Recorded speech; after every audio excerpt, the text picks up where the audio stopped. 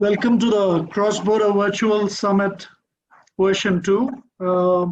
Thank you for joining us. Good afternoon, everybody. My name is Venkat Naut, and I'm the founder and CEO of Vinculum Group, a leader in omnichannel retailing. I have with me today a very special guest, Mr. Vidya Sagar Singh. And Mr. Vidya Sagar Singh is the General Manager and Head of Digital Services in NSIC, Government of India. We will talk to Mr. Vidya Sagar after a little while. I will start off with a brief discussion on what has happened over the last 12 months. We had our first summit, and I had made a few predictions early into the pandemic. Let's see how things turned out. The things which we saw means no surprise, online sales across categories and across geographies have grown in the last 12 months. I just wanted to touch base. US saw spectacular growth. US saw e-commerce sales grow by about 45%. China also moved, from 15.9 to 21% coming from online sales.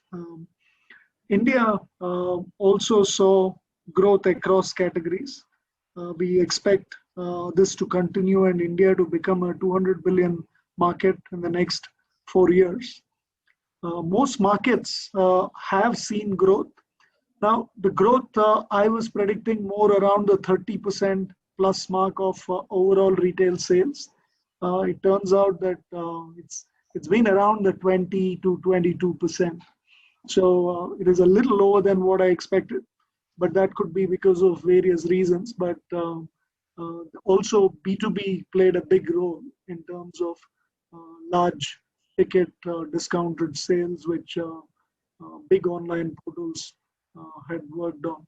So, but we do think most markets globally, and that is US, Europe, Australia, China, India, Southeast Asia, both mature and growing economies would see revenues grow between 2x to 3x in the next 4 years. So that's a fascinating opportunity. What we are also observing is that growth has, historically, Amazon used to dominate and other players saw a catch-up act. But whether these 12 months are a full reflection or not, what we did see was retailers who went online or brands who went online, and other marketplaces also grew as much as Amazon did. And in fact, in US, if I look at it, the other marketplaces and retailers outdid Amazon possibly in terms of the growth percentages. So it's quite interesting when you see it. What it does reflect is the category specific marketplaces have done very well. And also, what it clearly emerges is that retailers have gone online more strategically and doubled down online, and also have started niche marketplaces using their supplier base. And that seems to be a big trend. And also traditional brands going direct to consumer and adopting hybrid D2C strategies, like routing online orders to the nearest distributor and combining it with hyperlocal delivery players. That seems to be a clear trend. And even traditional brands who have been around for centuries have moved into that direction. And that's across multiple market categories, really. So that's quite interesting. And we'll have to see how the niche marketplaces play out, but even the horizontal and the category specific ones and the retailers opening marketplaces will all be interesting trends to observe. D2C brands are emerging as a key segment across countries. India itself possibly is looking at 100 billion plus opportunity in this space. And the interesting thing is players have emerged across multiple categories. Vinculum works with a variety of these D2C brands, so we are quite close to the action. But when I look at both in terms of investors putting in money and also brands who are bravely stepping out and doing majority of their sales online, we are finding leaders or high growth brands emerge from beauty and wellness, health supplements, cosmetics, lingerie, fashion across multiple categories, food and beverages, electronics, etc. And most of them have grown very fast.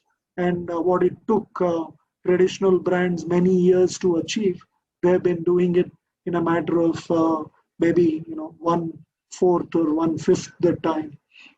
So which is quite astonishing and quite interesting. And this is not just an India story. D2C brands are coming up everywhere, and investors are putting in money across D2C brands in multiple countries. So as a company, we are also tracking this very closely, and we are using this as a pillar to grow in each of the operations that we are working in. I spoke about this. Yeah, man, this is the interesting angle is that top 100 retailers in US have grown 74.1%, which is quite interesting, much more than Amazon themselves, who are at 43.8. Of course, the numbers of Amazon are much higher, but still it's quite interesting that the growth percentages is more than the country average. When we look at some of these numbers, it's clear that there is a lot of action in Asia Pacific. Of course, China contributing to a bulk, at least half of that. But still, there is a clear pattern to this. We are observing Southeast Asia, multiple markets are starting to grow in spite of COVID. The third wave has hit Southeast Asia in a big way. And we would say in spite of that, you would tend to see that growth will be significant. And ANZ, Korea and Japan have been big markets for online anyway. And along with China, if we can combine Southeast Asia as the frontier, you would start realize, you can see that it's bigger than the US market. So which is quite interesting when you think of historical versus current versus future. All markets are growing, and which means Asia is a market you can't ignore. And Europe obviously is also a huge market. Middle East is small today, but growing at a similar pace to the other markets, which means again, in Middle East, you would there are certain pockets which are very interesting to look at. This gives you a flavor of the kind of categories which are popular in China. This is not the whole thing. There are 5 large categories that I have highlighted here. These are fashion, toys, hobby, and DIY, electronics, food and personal care, and furniture, appliances. So when you look at it, about 80% of the online revenues are coming in these 5 categories. So of course, this can be broken up into multiple subcategories, but broadly, this gives a flavor. One of the things to note, I'm not covering it today, but is each of the markets has very, very special days. So if you're looking at Southeast Asia, you want to be there, make sure that you participate in the 10-10, 11 Singles Day, 12-12. So these are big days, and obviously Singles Day is the largest event across the globe. And when you think of the kind of revenues which happen in each of these days, the Singles Day contributes way more than what India does in the year. So that gives you a feel for the kind of opportunity we're talking. So there are similar days in each of the markets, and it's important to track and look at, if we want to play the cross-border space, to be timing our entry in such a way that we catch on to the momentum offered by these kind of deals and opportunities which are available to us. So we'll cover that possibly in another round of the e-commerce summit. But it's quite fascinating when you look at the opportunity offered there. I just wanted to quickly give a flavor of what's happening with respect to the other countries. And when you see here again, you're seeing a 20% plus growth last year with respect in South Korea as well. And South Korea is an important market in Asia, particularly from a cosmetics and beauty perspective. And these are some of the marketplaces you want to be in. Okay, Coupang obviously is well-known, and 11th Street is something which is where you want to be. So these are important marketplaces to be present. From a GMV perspective, again, these are in Japan. Also, you would find, means a common trend is you will find Amazon and 2 marketplaces locally which are doing well. Means in Japan, of course, Rakuten is the leader. A similar story, Singapore, where we are looking at a market size of $4 billion, where we think this will double up in the next 4 years. Okay. And the similar story is there here in terms of Shopee, Lazada, Amazon being the key players. If you look at the region, Zalora, of course, is a fashion marketplace which you want to be in. And Tokopedia is the biggest player in Indonesia. And you want to be present across, if you're present across Shopee, Lazada, and Tokopedia, from a horizontal brand, you would have covered at least the main marketplaces. And with Zalora, if you're a fashion player. Then we come to the tiger cub economies, and you see a very similar story here, which is Indonesia, Malaysia, Philippines, Thailand, and Vietnam. And here, the biggest player, of course, is Indonesia, and we expect Indonesia to clearly double. And while Statista has smaller growth mentioned for the other economies, we think Vietnam will also more than double. So, of course, Vietnam and Indonesia both are reeling under COVID right now. Having said that, online, I think, would scale significantly, and those are markets you want to consider. And I'll skim through this. These are, interestingly, it's not just about the numbers going up. Even the transactional spend is going up, revenue per user. So both in terms of repeat purchases and in terms of the transactional unit economics wise, you're seeing that people are spending more. That's just a look at Indonesia, where Indonesia is possibly looking at a more than more than the 2x. It's more closer to the 3x growth expected here. I just wanted to again touch base on Australia to cover off Asia Pac. And the first part of last year, we saw massive growth. So we saw that the value in terms of millions of Aussie dollars went up almost 100%. But then it steadied down and stayed at the 3 trillion Aussie dollar space. It should have been in US dollars, my apologies, but it just post December, it kind of, post now October, it's kind of flattened out a bit, but still the growth had been achieved in the first part of the year, and that growth was sustained. Moving to Middle East, the biggest market there is Saudi, and Saudi is also expected to significantly scale, double in the next 4 years. And we have seen most of our customers move from a low 3, 4, 5% online towards a 12 to 15% online. And that's essentially where it is in terms of scale and growth. Saudi has gone very inward looking though in terms of uh, people, there are no expats there anymore.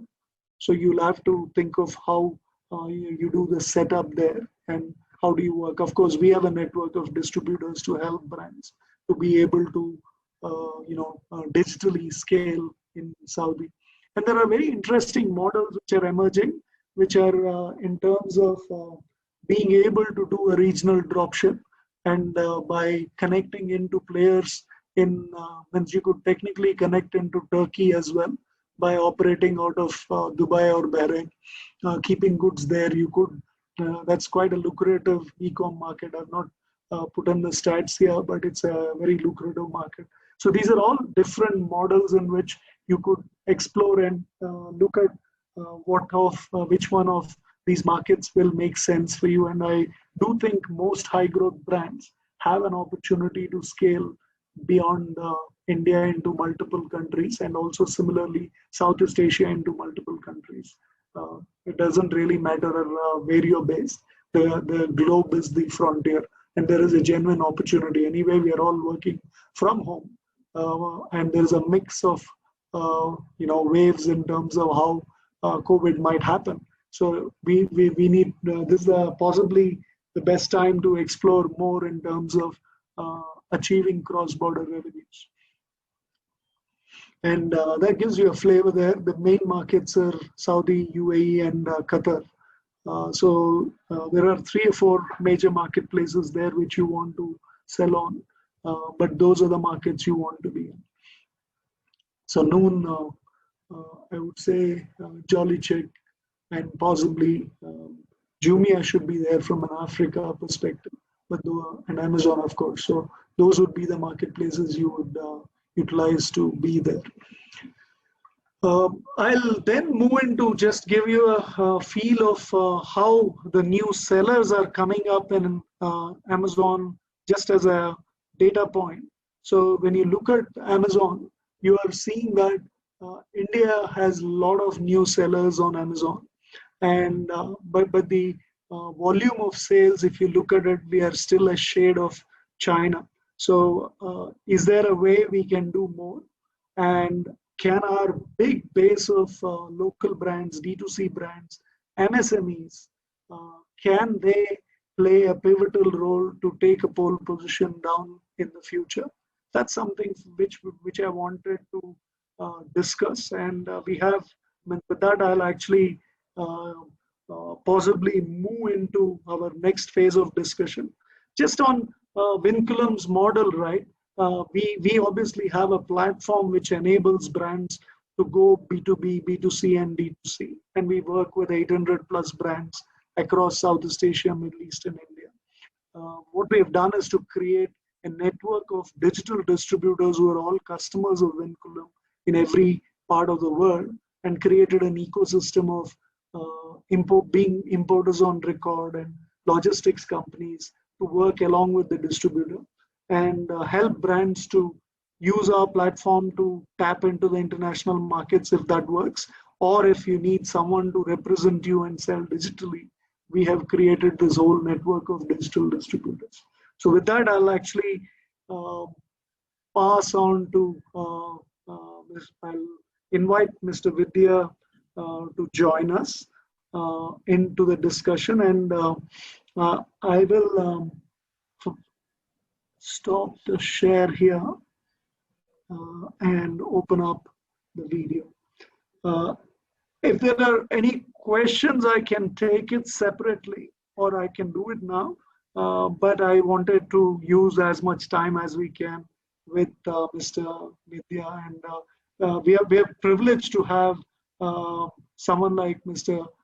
Vidya join us, and he is, like I said, the general manager and head of digital services in NSIC, which is the National Small Industries Corporation of India. Mr. Vidya is one of the rarities in government. He has a rich experience of having worked in marketplaces like Jabon, distributors like via Pentagon, and also with private equity players who took over an Indian brand. So he has seen it all from a ringside view of e-commerce and retail. And we would like to spend some time chatting with him on what made him go to NSIC and what his goals are. But before that, Vidya, I would like you to add a bit more about yourself. And with that, we will start the discussion. Thank you, Venkatji, and thank you for inviting me to this program. And frankly speaking, it's a privilege for me to be talking on this subject, which is very close to my heart. And that's the concept of global village. And I strongly believe in the concept of Vasudhaiva Kutumbakam, our global village, which our Indian tradition says.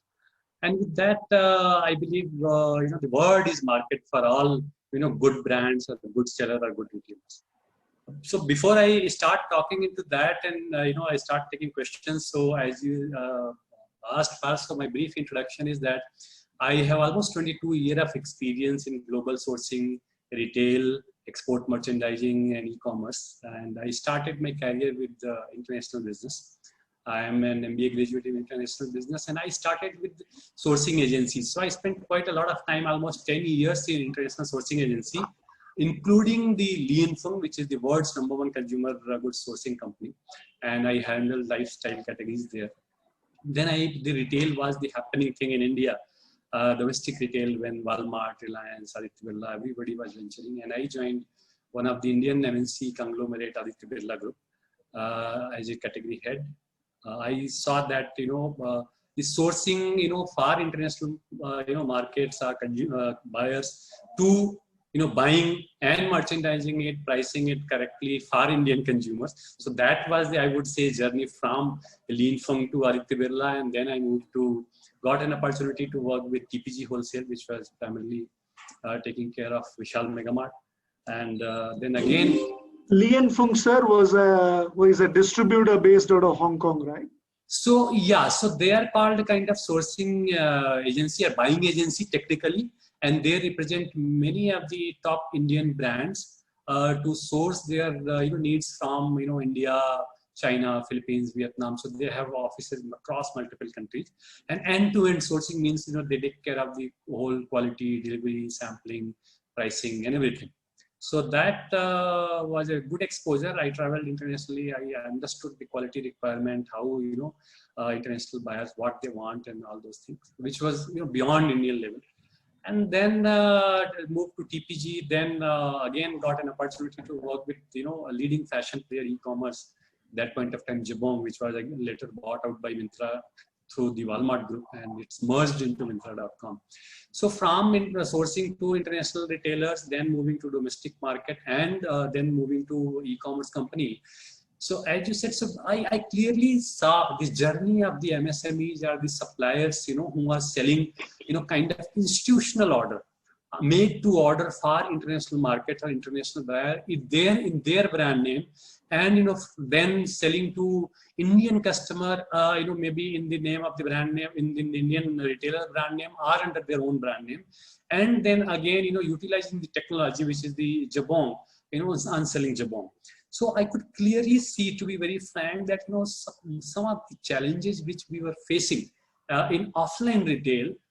Because of, in offline retail, you need to open a store, and then you need to have a right catchment, and, you need to have a space. You need to be able to find the right store at the right, rentals who can generate ROIs, who have, enough traffic and, walk-ins, and, then. So those were the challenges. So I could clearly see that, e-commerce were easily offering the solution of those challenges. I mean, in e-commerce, you don't really, have the limitation of space or, or the physical store need. Even if there is a customer sitting in any part of the world, I mean, you just need a courier service, and, the customer can be served. So in terms of, increasing the reach, it's enormous and it's used. So that's how I started love for e-commerce, and I was then again approached by a cross-border e-commerce company called Pentagon. They are UK based, and I joined them as a country manager. I was helping Indian brands go global, and also at the same time some of the famous big international brands to come into India. In Jabong, I was managing that role, and then similar role in via Pentagon. But somehow then this the government offer came calling, and government was looking for fresh talent from the market, lateral entry route. And so I thought that after say almost working for 20 years in the corporate and private sector, I thought this is the right time. I have seen all those retail sourcing, exports, and e-commerce. Now is the time to give back to society and maybe implement some of the best practices I learned in all those the best companies, working with expats and so many good leaders, to implement in some of the kind of public services. So I think that was the trigger point, and so I always wanted to be kind of I wanted to do something for the society, but I didn't know how I can do it. At the same time I have to earn my bread and butter, and so it was practically not possible. But I think this was a wonderful opportunity where I'm doing a kind of job, but at the same time my scope or I would say rather the changes which I can bring into the public domain, all in the society through schemes or through various policies of the corporation, can make a lot of positive impact in the society, in the nation, and in the economy. So that and in that, to be very frank, I'm really enjoying my role, and trying my best one by one, implementing new policies, and trying to go in a kind of modern way, because we are 1955. We are a corporation since 55, very have been traditionally into traditional areas, but with the time I thought that it's time to move on with the next generation of supporting next generation entrepreneurs, millennials, and so we need to be moving into those areas, which is kind of digital transformation, ICT enabled digital services, and we are doing that. So it's actually inspiring and amazing that you have chosen to go work for the government, and means what better way than make the wheels move, right? So to make sure that the MSMEs are actually benefited and at a policy level. Now, tell me something, sir. Let's start with just a quick introduction to NSIC and the objectives of NSIC and where it fits in the overall scheme of things. Yeah, so NSIC, as you mentioned, Venkatji, NSIC is National Small Industries Corporation, and it is a part of the MSME Ministry, Government of India. It's ISO certified Mini Ratna PSU CPSC, Central Public Sector Enterprise under the Ministry of MSME, Government of India. And NSIC vision is, very, very clearly the mandate of NSIC is to help and support MSME grow to next level. So the most, and how do we do that is we have a specifically tailored scheme which provides supports to MSMEs under marketing support, financial support, tech support, and training and skilling. So these are the 4 broad areas, and in each of the areas we have certain schemes which cover and which covers the MSMEs. So being a part of the MSME ministry means we are industry agnostic. So you may have MSME of textile industry as well as food processing or leather or whatever, and they are already served, our policies to some level are defined by the respective ministry, but at the same time MSME ministry caters to all the categories irrespective of their industry and their profile and their size. So MSME means micro, small, and medium enterprises. So that's the NSIC have.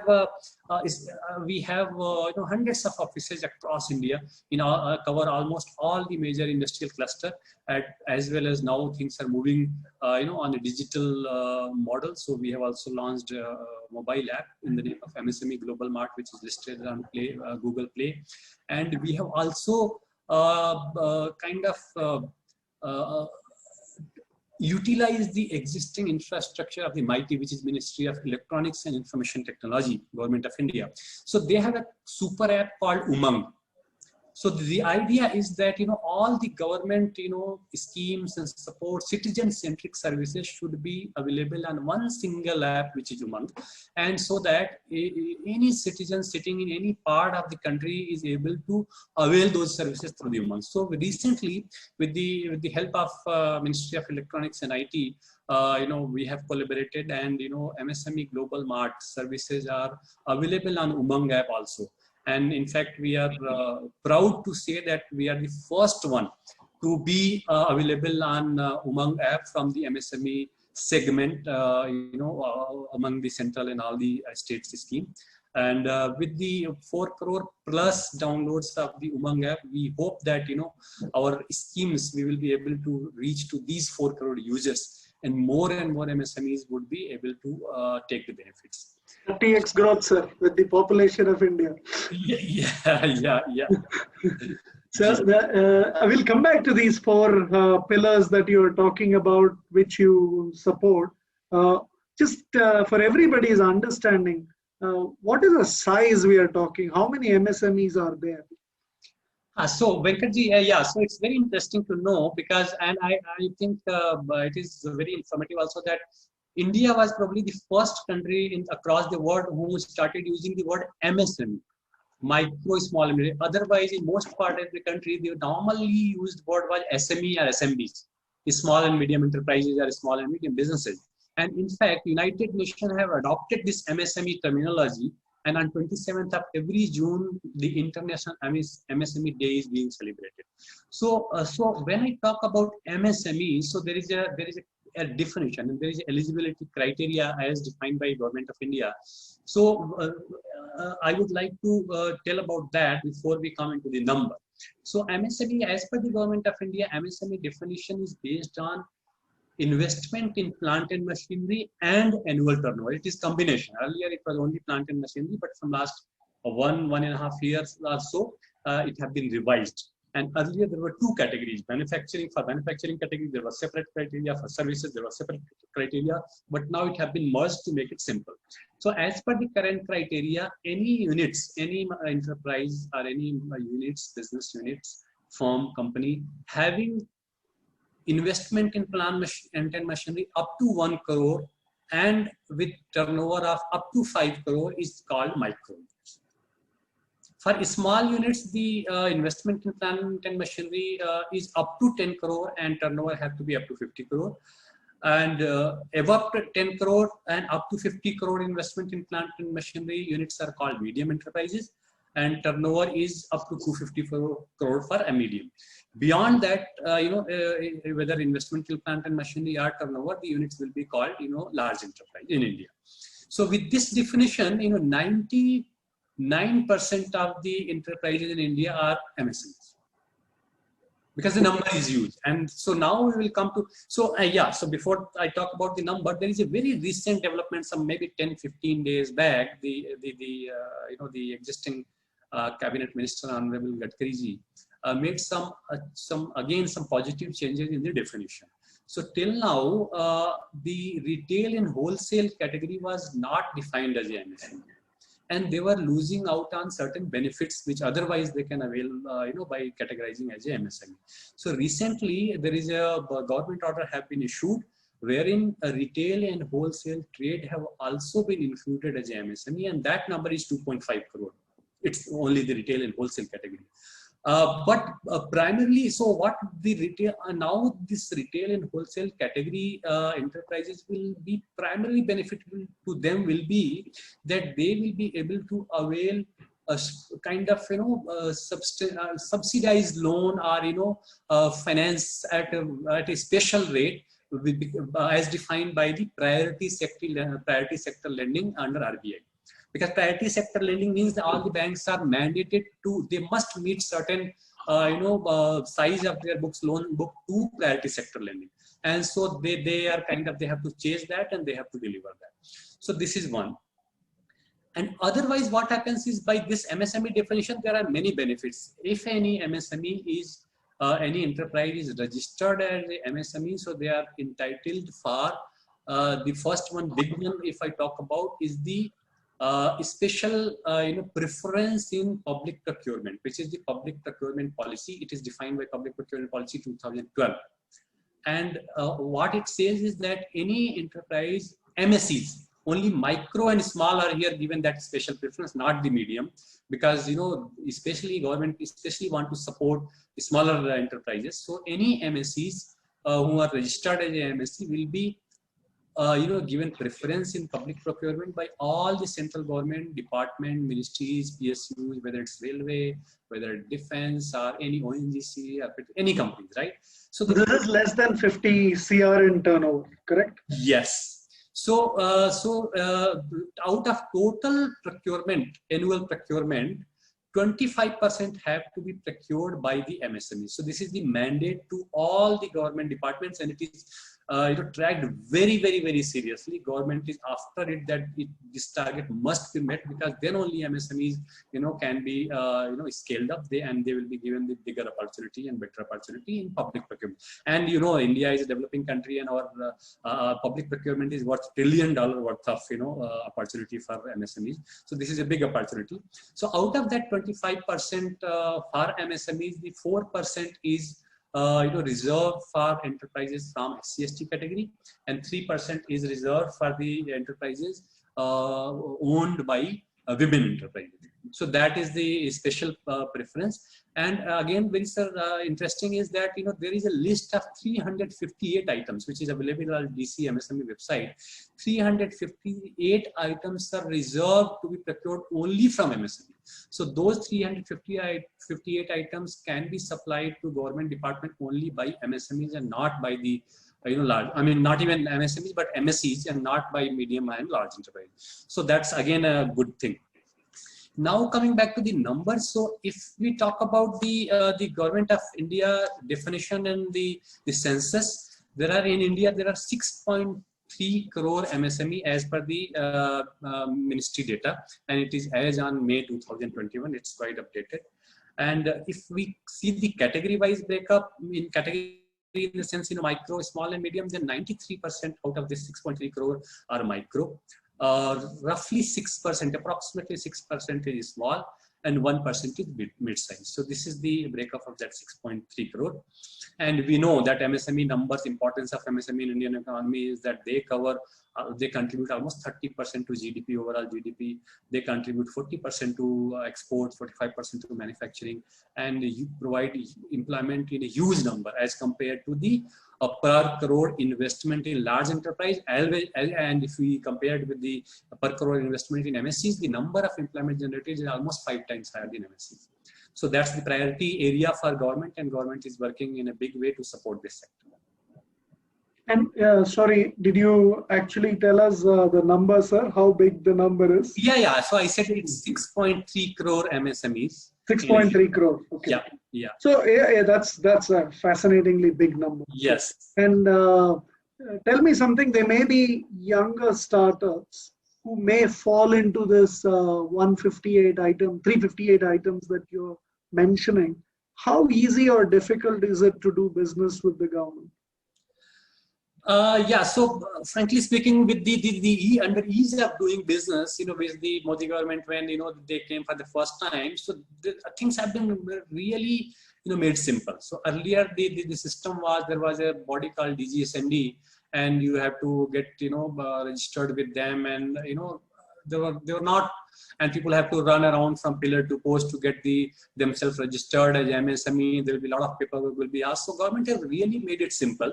So now under the new registration, which is called Udyam registration, udyamregistration.gov.in, that is the portal. Anybody, any enterprise can register themselves as MSME in almost, I would say, in less than 5 minutes. And that is based on 5 minutes. Yes, and that is based on self-declaration, no document required. The only PAN and in fact GST number was requirement, but that have also been waived off recently, almost a month back, by the Honorable Minister, to make it again simple. So only Aadhaar number and PAN number is required, and very basic KYC information you have to support, and then you are registered with as a MSME. And once you are registered as a MSME, then you are again, as I said, there you will be given a special preference in all the government procurement, and then we are also supporting. We'll cover in that NSIC schemes and all that. Okay, so which means in 5 minutes you can technically become a supplier to all the different departments of the government. So, and there is a large purchase power obviously which is there, and you're saying the process is not difficult. So I can safely say most younger startups would not look at government as a target market. So you think that is not correct, and it is easy? Yes. So that is the old perception, Venkatji. I think people were thinking that you have to really make so many rounds to the government offices, and they will be keep you waiting, and there will be a lot of paperwork. But even in NSIC and in government, most of the schemes are now going digital. It's fully online. No need to visit any of the offices. I won't say all these schemes have been still converted, but many of these schemes have been made to fully online. So sitting from your home or your office, you can show your interest of availing some of the schemes. And in fact, our branches, our offices will be calling you based on your interest, or there will be provision to upload all the documents and provide your details, and it will automatically it will be processed on. So it's not that difficult like it's better than private, sir, the way you are explaining. Yeah, but at the same time, yes. So this MSME registration is very simple, and there is a CPP portal, which is Central Public Procurement, and it is all online. So all the procurement being made by all the government department, at least the central government department, the tender have to be put on CPP portal, and it have to be transparent and everything. And government is encouraging for e-tendering. So there is no need of submitting physical documents and all those, because there is a lot of scope of gray areas, right? So the government is, and all those e-tendering is, you won't believe, all those websites have to be of minimum standard to and encryption based, and meet all the security regulation to avoid any scope of manipulation or gray areas. And I have seen all those good work happening with the in coordination with different department, railways, defense, and I must appreciate a lot of good work is going on. It's just that probably awareness needs to be spread about all these things, and so that more and more MSMEs can avail the benefits. And tell me, in terms of the MSMEs, what portion of the MSMEs are digital, who are working across the opportunities offered by the e-commerce sector, and potentially international as well? I just wanted to get a flavor of your view on this. So that, I think, Venkatji, there is a lot of scope. So that is an area, I think, that have recently started catching up the attention of the government, because you would see that, the e-commerce is there from many years in India. It is now, playing a substantial role in providing market access to MSME. But if you see even the definition of e-commerce, government have came up with at a quite late stage, and then the other platforms or other kind of businesses have also been categorized and included in that e-commerce.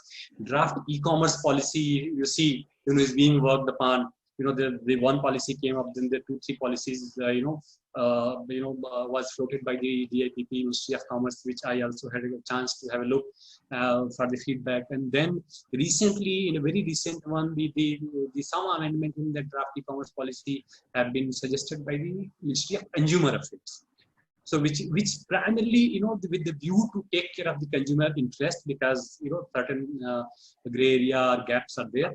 So what I'm trying to say is that these are very recent development in government, and somehow, so even the government as well as the MSME units, there is I think they have a lot to catch up, and that numbers as of now is not great. Even though I would say that, and even if you see e-commerce sales overall, of Indian retail is hardly 2 to 3%, on the higher side, it's maximum 4%. So if we compare it with the China, which is more kind of, even if you forget about 21%. Yeah, and forget about US, which is not quite similar, but China is quite similar economy. We both, are in terms of, so many areas, we are more or less same. So we have a lot to catch up. So that number is still very low. And I think there is no official government data, but as listed by the data put up by some of the marketplaces or other data, it's, I would say, roughly in the range of 15 lakh MSMEs are on the, on the selling through e-commerce. And that's India number. And if you talk about international, so then it will be even much lesser. So in the range of say 1 lakh or plus. So 1 lakh, 2 lakhs. So that essentially means most of the MSMEs are, are an opportunity to get them online. And also there are a lot of very interesting products out there which could potentially somebody could analyze and look at how they can be taken international. So that is the very important aspect you have talked about, basically, because even government is realizing this, that we have a great artisans and entrepreneurs spread over across India. And in fact, many of them have been awarded, recognized by government with the different, awards. But unfortunately, they are still not able to, offer their products and services to a mass market, or they are not able to take it, even forget about international, not even domestically. And e-commerce is the only solution, to be very frank, because there are great artisans, but their visibility is very low. I mean, hardly maybe only people who belongs to their town or the next town or the district level are known. They are not even known to national level or state level, or forget about international level, that they may produce such a great product. There are thousands of such examples. We keep meeting across the exhibition, workshop, seminar, government program, and we keep experiencing. So I think e-commerce can play a great role in making those great products and reaching to the right audiences, right buyers, whether domestic or international.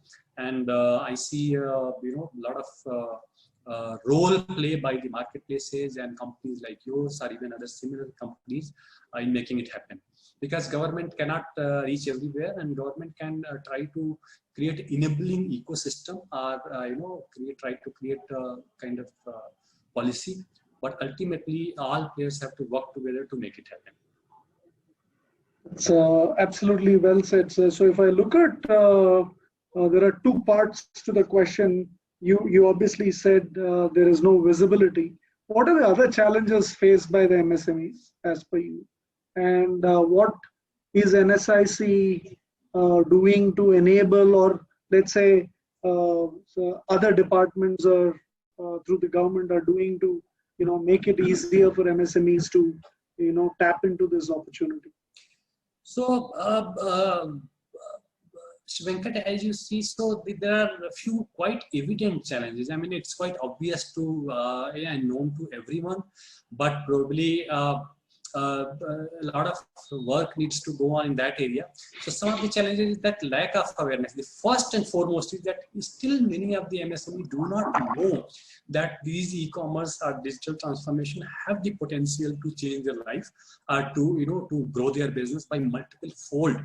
And they are still kind of hesitant, and they even though in our personal life all of us are using and very easily adopting, whether it's WhatsApp or Facebook or Telegram, or using Ola or Uber, but for businesses still there are people are hesitant. So that is and maybe they are still not confident.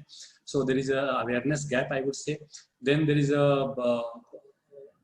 there are some technical angle, because many of the MSMEs, they are great in developing product and manufacturing it, but they are not great in marketing. So that challenge, even when it comes to e-commerce, so that it becomes more difficult, because it's little technical. I won't say very, very technical, but little technical. So they find it difficult, and there are not enough, I would say, the trained manpower, skilled manpower, which they can employ or engage for managing their business as an account manager, onboarding, promotion, order processing, are those activities. So there are certain areas in e-commerce which are little different than the offline, and so they are still not well versed with those. And the third is dynamic nature of digital technology. The technologies are keep changing many of the time. Even the requirement, the standardization, are getting changed by the marketplaces or the e-commerce player, and the order panel are in terms of the little stringent requirement. All those are also sometimes kind of it inhibits the onboarding of the MSMEs. Then the managing with the data, managing the data, backup plan, and the cataloging part. Cataloging, of course, it's a challenge, because even if I have practically seen it, many MSMEs who on board, but they still don't know using the right keywords, for making their catalog visible or appear in the right searches. And sometimes they do not understand the importance of labeling or packaging in the bilingual language. And there are the great regional players, but they just label it in a very, very regional language. So the market, the prospective buyers may not miss those opportunities, may hesitate to buy. Then at the same time, certain technical things, like they have to understand that if they don't keep the product non-returnable, then the buyer probably may not place the order, and they prefer buying the returnable product. The delivery has to be fast. So these are the things which needs to be told to the MSMEs. And of course there are one more angle, which is the money part, which is the insufficient growth capital, I would say. And especially a micro unit, they need kind of certain investment. They need certain money to invest in these basic technologies to get onboarded. So sometimes that is also a challenge. So these are the challenges, I would say, which is why the large number of MSMEs are still not onboarded on e-commerce portals in India. And so skilled manpower and operations, marketing, tech, cataloging, maybe insufficient working capital, also lack of potentially the know-how, right? In terms of how to get in, sell digitally, where what are the steps. So possibly what will be required is a method which is more like a managed service here. Yes. Along with the technology. Yes, and that managed service have to be affordable and economical. And maybe probably it would be better that if it is linked to revenue or something like that, because there is a perception in the market that people feel, MSME feel that there is exploitation, or they may not get the business, and all those kind of things. So, but definitely I have, with my experience being in the e-com company, or even here, I can see that there is a need to handhold, facilitate, maybe end-to-end manage their business, on multiple e-commerce portals, and, managing all the businesses. So that is needed. And it's very interesting. I see some of the governments outside India step in to support the local SMEs to scale domestically and internationally, both in terms of tech productivity and scaling digitally. We are a part of some of those panels enabling brands there. Now, does NSIC have a role to play in this, or what are the things NSIC is able to do? Yes, so as I said, NSIC provides supports in different areas, which is marketing, finance, technology, and skill and training. So under marketing, one of the main, one of the main is single point registration scheme, which is known as SPRS or GP, which is, I talked about public procurement. So if any MSME gets registered or certified under the SPRS scheme of NSIC, they get, things become very, very easy for them. And because it's very, very credible certification, and all the prospective buyer from the government find it, quite comfortable in dealing with those kind of certified suppliers. And they are given a special preference in all those tenders. And it's obviously mentioned in the original, in the beginning document itself, which is all the preference in. So the one is that they get tender documents free if it is offline. Mostly things are now moving online. The second is if they are SPRS registered, then they are also given the preference. They are given an opportunity to match the price, but if their price is higher by up to 15% than the one. And then they are also given a preference on GEM, which is the government e-marketplace, you may be knowing, which is a kind of B2G portal Government of India have come up with, and it's been pretty well. and it have made the whole process very simple and transparent, and for the MSMEs to supply to government department. Payment is online, it's automatically coming in the bank. So it's very, very good, and a lot of new categories are getting added. So if I talk about NSIC other schemes, so one of these schemes is we realized these challenges, and then we have also launched one B2B portal in the name of msmemart.com. The portal is MSME Global Mart, but the URL is msmemart.com, and we also have an app.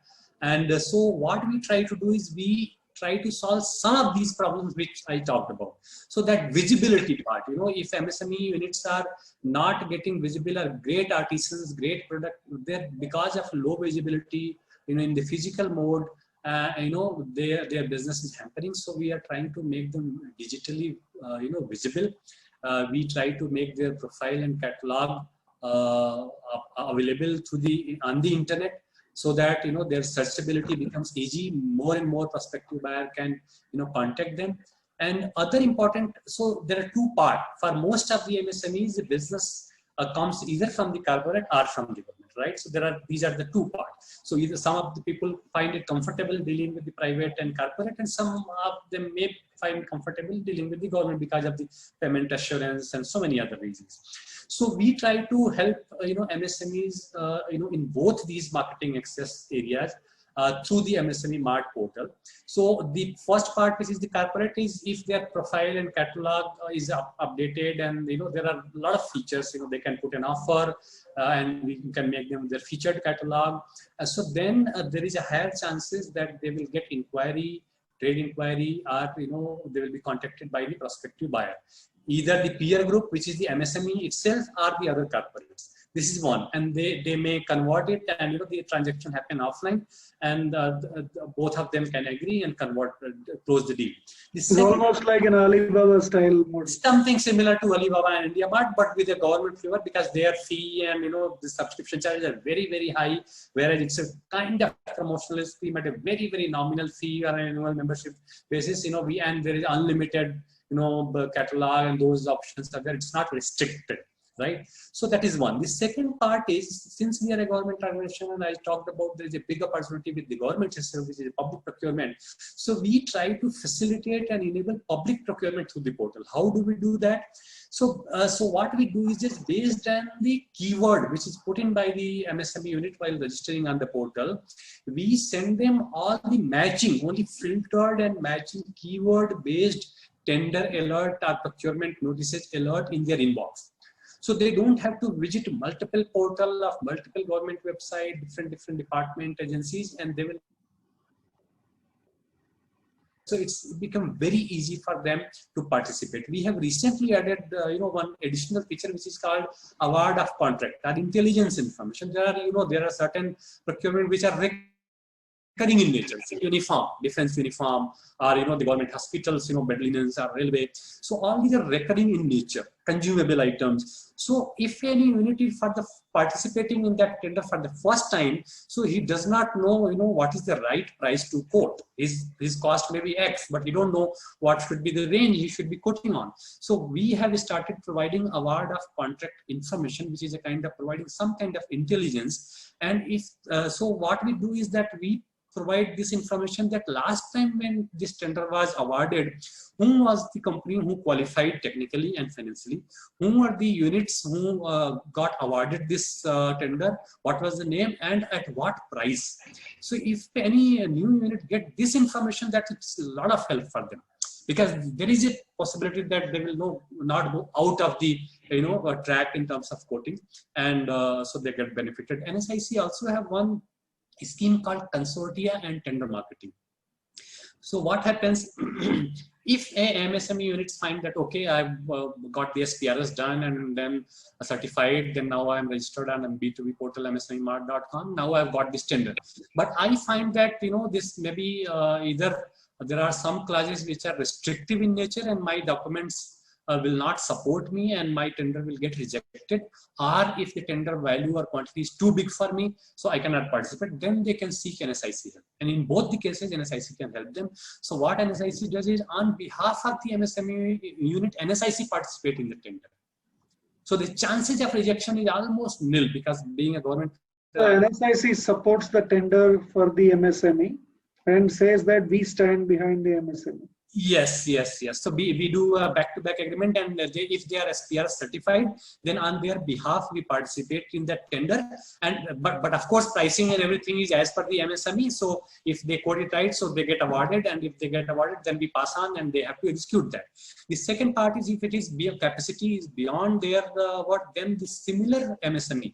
A similar profile MSME can come together, form a consortia, and approach NSIC that okay, we want to participate in this particular tender as a consortia, as a group, and that pre-decided percentage ratio is already there. NSIC participate, and if it get awarded, then they are distributed that award in the pre-decided criteria. And NSIC, only charge a very small fee when they get the payment. There is no upfront fee, nothing. So there is absolutely safe.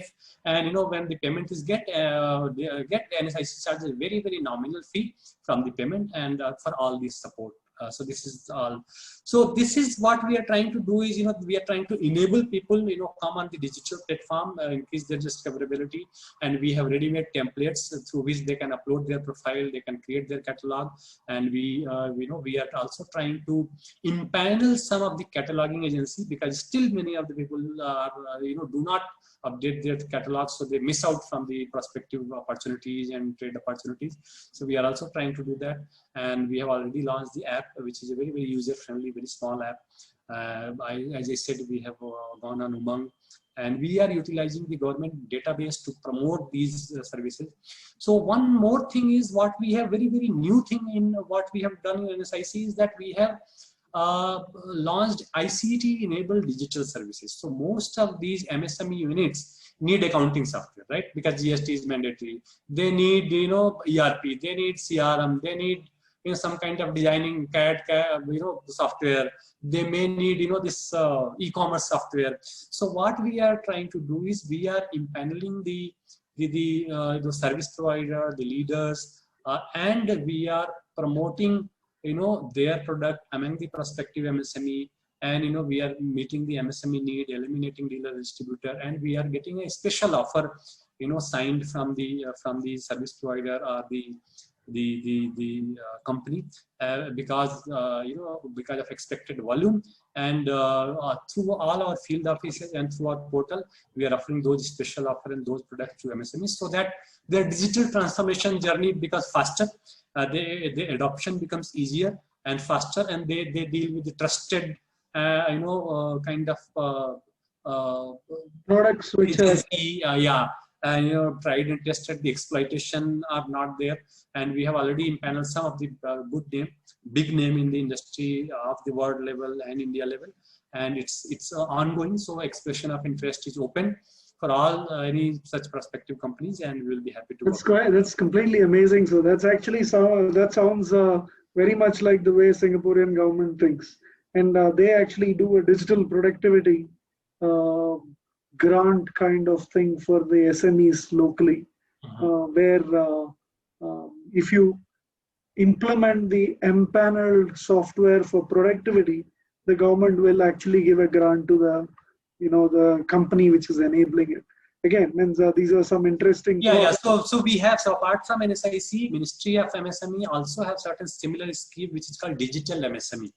So Digital India, all of you know that we the government of India is running a Digital India campaign. So the idea of Digital India is that enable make all those the policies and services digitally enabled to all the citizens, all the state government, and everything should be digital. So that is one. But the digital MSME scheme of the MSME ministry is to help MSME get onboarded on the digital platform.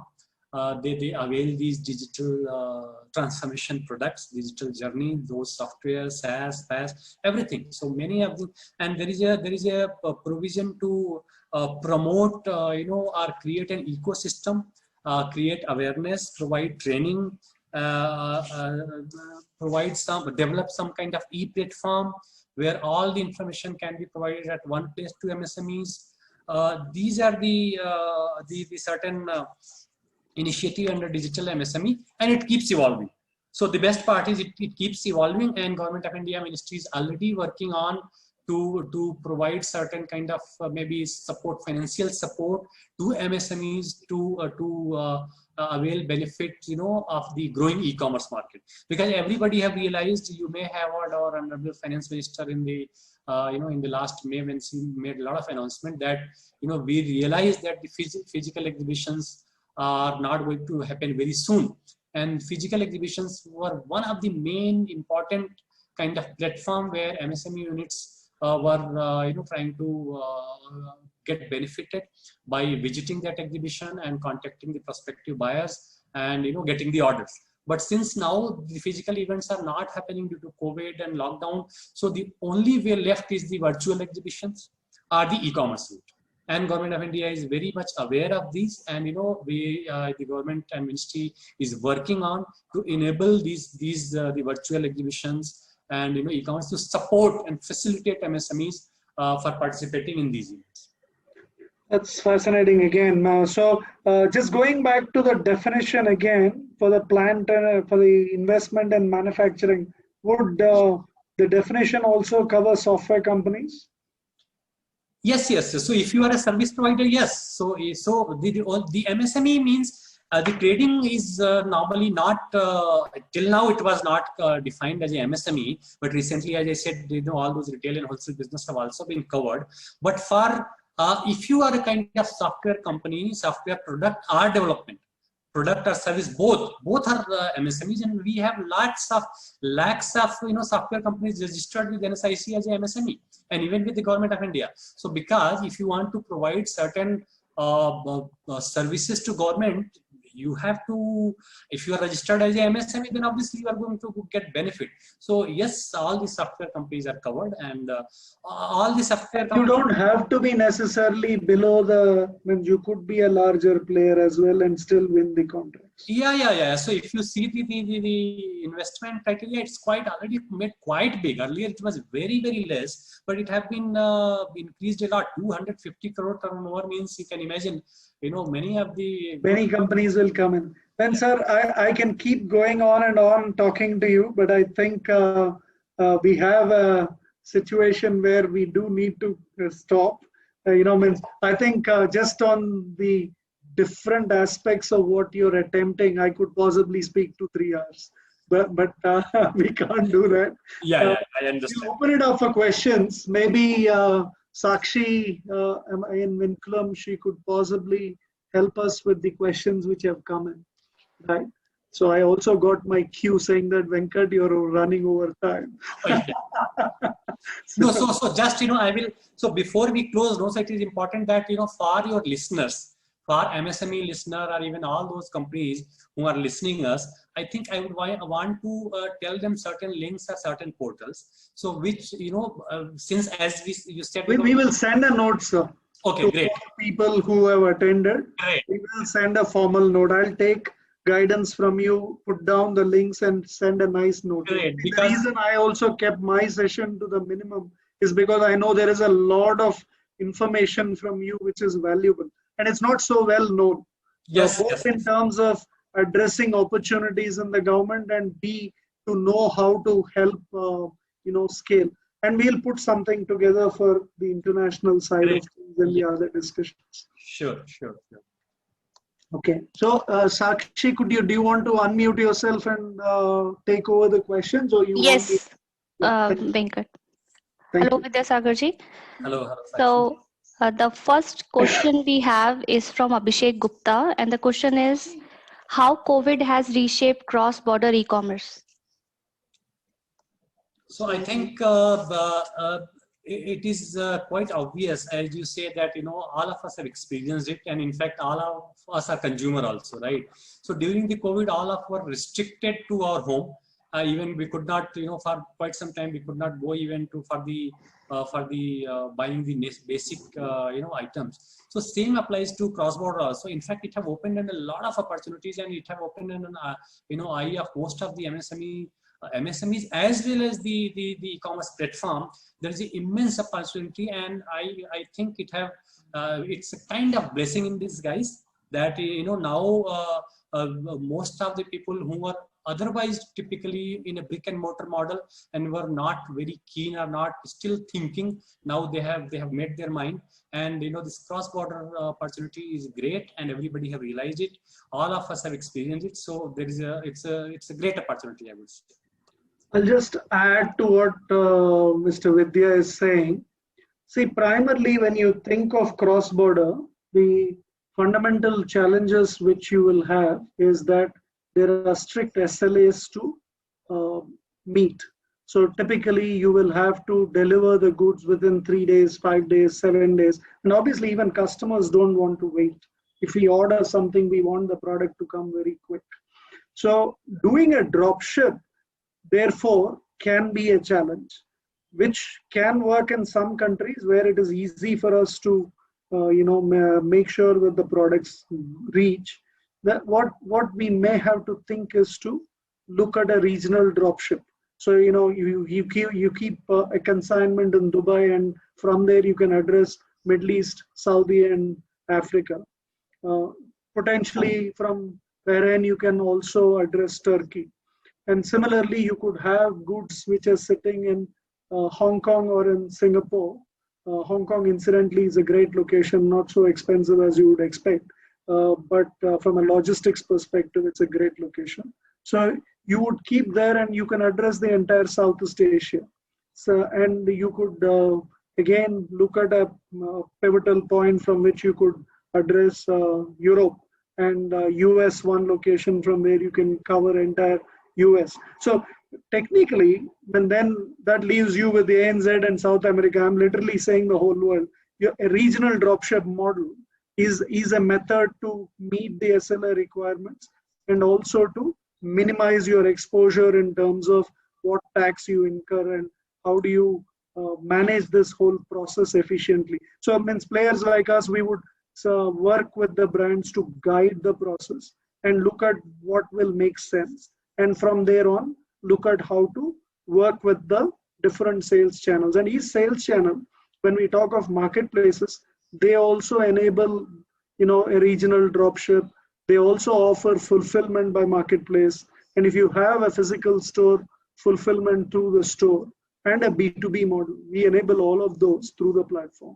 So we need to look at the product, look at what the markets are, what is the price point, which strategy will fit you, and then you basically go from there. So I would say you'll have to do that groundwork, and initial phase we will take it at smaller volumes and once we perfect the process and understand which of the products are selling better, etc., then you go, you can double down in a big way. And if you saw what I was speaking briefly in my presentation, there is a serious scale in practically every category, every market. We just need to look at the right channels and the right markets, and there's absolutely no reason why cross-border can't be enabled in a big way. Thank you, Venkat. So the next question we have is from Mehul Shah, and the question is, how can we move to global markets with Indian standards? Well, Indian standards, like what we are saying today, the way I see it is India is becoming a power hub for D2C brands. And I was talking about what we see. We are seeing Indian brands becoming world beaters in every aspect. So we think there's 100 billion opportunity sitting there with respect to D2C brands, and that's across categories. We're talking of fashion, we're talking of wellness, we're talking of health supplements, cosmetics, we're talking of lingerie. Many of these products are our customers, and so the standards are great. So just like what Vidyaji said earlier, doing business with the government, it's not necessarily difficult. So the Indian standards are, it's like Virat Kohli standards, the best fielding. Possibly 10 years back, that was not the case. But today, our fielding side is better. It's the same with Indian brands. We have to up our standards. See, look, we can't sell a bad product. And, Vidyaji, you can add to what I'm saying. You have to set, great processes. You have to redo the packaging. You have to market it beautifully. And you have to think about how do you present it well, not just the fact that the product is good. And you have to make sure that you don't slip on the timelines that you promise, at the quality which is expected. So which means the standards have to go up. And there are certain aspects where I think the government is also thinking, but if I look at entrepreneurs, almost all my peers and we ourselves, we don't think of this as, we think of this as an opportunity where we can go and take on anybody in the world. Do you want to add anything, sir, to what I said? No, perfectly, Venkatji. I think you already summarized it very well. So the only, and I would like to add just one sentence is that, don't underestimate yourself. So we have the potential and opportunity is very big. So all these efforts, the setting up the process and standard, it is worth doing. So this is what message I would like to give, that it is worth doing and making some changes and making some small investment in those processes. So it is worth doing, and there is a big opportunity. Thank you, Vidyasagarji. So the next question is from Mansoor Lari, and the question is, how can NSIC help MSMEs for cross-border e-commerce to help in end-to-end support? So, Masoodji, as of now, we are limited to domestic market, but we are working on, and so we are working on impaneling some of the service providers who will be supporting those cross-border e-commerce. And one of our mandate from the government, was given to us was that enable exports through e-commerce. And there is some work going on, and we are working on developing those features, and we are already working on in touch with certain big player of the world. And in fact, we were approached by them. You would be happy to know. The number one, retailers of the world have approached us, and we are already at a very, very advanced stage of discussion with them. And so to know more, you can keep in touch with our nearest NSIC branch, which you will find on our corporate website, nsic.co.in, to your nearest place, wherever you are in your city, or you can keep visiting our portals and we will get details. As of now, yeah, sorry. As of now, we already have one such product, so which is DNB. Dun & Bradstreet, if you know. So they provide, some very, very good, databases of market access to international market as well as domestic market. So which is called iHoovers and iAccess. And that product, that software, that facility is available. You can avail through NSIC at a very, very special discounted rate. And with the help of DNB, you can explore cross-border and you can explore export opportunities. So that is already there.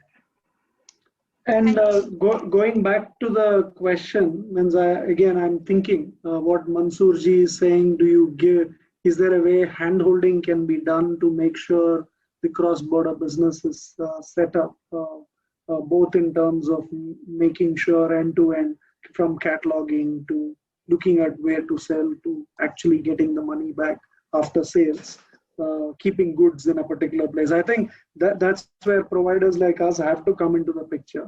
And if there is a method to empanel or to certify or some other method, yes, I think that possibly will give the assurance to the yeah. So Mansoorji, offline export, which there is already a scheme of the Government of India, Ministry of MSME, and we provide certain subsidy for participating in international exhibition.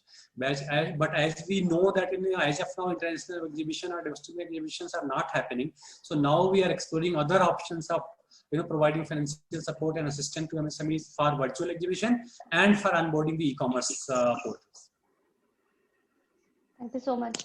So we have another question from Sangeeta Vich. The question is, any particular insight on which all categories will do well in cross-border e-commerce? See, look, we can't say that every country, all categories will do well. We got to cherry pick based on the product and the suitability of the country and the channel, right? So even in a country, you'll have to be picky about which channel you sell in. So again, and that's where it becomes interesting. So you have to think of global channels, you've got to think of regional channels, and you have to think of category specific channels, and then see where you fit. And of course, D2C can be enabled in any country as well, in conjunction with partners. If you're a strong player yourself, or if you if you have a product, means the variety of products which are doing well D2C doesn't have to be in the home country. The opportunity exists internationally. Thank you so much, Venkat. So we have another question from Sujit. The question is, to export through courier, the average value is around 100 to 200 USD. We are expected to close the shipping bill with the bank, for which the bank charges around 2000 INR for every bill. Is there a way the government can look into this micro enterprises to ship goods for lesser values? So actually, there is a lot of work is going on by the government, and even it have been addressed to some extent. It have been addressed in the proposed draft e-commerce policy, and these challenges have been already highlighted to the government Ministry of Commerce by the DGFT and a lot of improvement have already happened. And in due course of time, I think all this will be resolved. A lot of work is going on already. It is already in the notice of the government, and some of have already been resolved, and some are in the process of getting resolved. Okay, thank you so much for that, Vidya Sagarji. The other question we have is from Vipul Patil. Does the NSIC or MSMEs run any scheme assistance to help the MSMEs to promote their products, services to cross-border trade? As I said in the earlier question, as of now, we do not have any scheme, but only have one product which falls under ICT-enabled digital services. You can avail that DNB product. It's a partner product. It's not, so to market access. But we are working on. We are coming up with this scheme. We are working on to make it enable, for the MSMEs to go cross-border through e-commerce. Thank you so much. So Venkat, the next question, maybe you can take this up. How we can ship the products from India to US with full tracking and cheapest rates? Yeah, like I said, I think we'll have to look at the product. We'll have to look at various things before I can answer that. But the solution really is dropship may or may not work, right? I personally feel that we have to take a little bit of a risk and keep a smaller consignment and work through, you can easily get models by which you can get financial support for this. And we can also look at mechanisms by which you could sell it within 90 days. You should comfortably able to manage the whole process. So that's what I think is the fast way, because that will give you better reviews. Your ratings will go up, you will get more orders. So if you're trying to do dropship and you're making the customer wait, your ratings will go down. So it's unfortunately, there are too many checks and balances there. Again, that's my view, without knowing the product and without knowing the details. If you give us a bit more detail, I can give a more intelligent answer there. So the next is from Mr. Vinay Nagpal again. And the question is, how are you looking to capitalize on the vast distribution channel in the US market? How are you looking to capitalize on the vast distribution channel? Yes. I think the US market is big, and there is a genuine opportunity to scale many high growth products or good products. So the process is still the same, right? We just have to make sure that we work with the products and we work with our customers who are digital distributors and make sure that the sales happen. It's exactly the same process, but I think the market is big, so you can definitely do well in US. Okay, thank you, Venkat. So the next question is anonymous, and the question is, for international sellers, duty structure for import to India have been a cause of concern. Are there any stimulative provided by the government? Do you want to take that, Vidyaji? Again, it varies from category to category. Venkatji, you have, if you have some more detail, then you can brief us, because that I don't look into, and as of now I may not be updated. But there are, the government of India have to look at both the aspect. They also have to think about their domestic industries, and recently in the recent budget, if you see, for protecting and certain category and apparel, textile, and leather, they have rationalized the duties and import taxes so that the local industry doesn't get affected. So that is the view government takes. Yeah, I think it's not an easy answer anyway.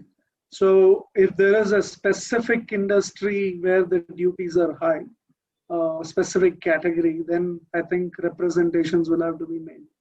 But as you rightly said, Vidyaji, I think the government has to look at the domestic market as well in terms of protecting its own industry. So I think those will be the factors to look at. But I think representations will have to be made.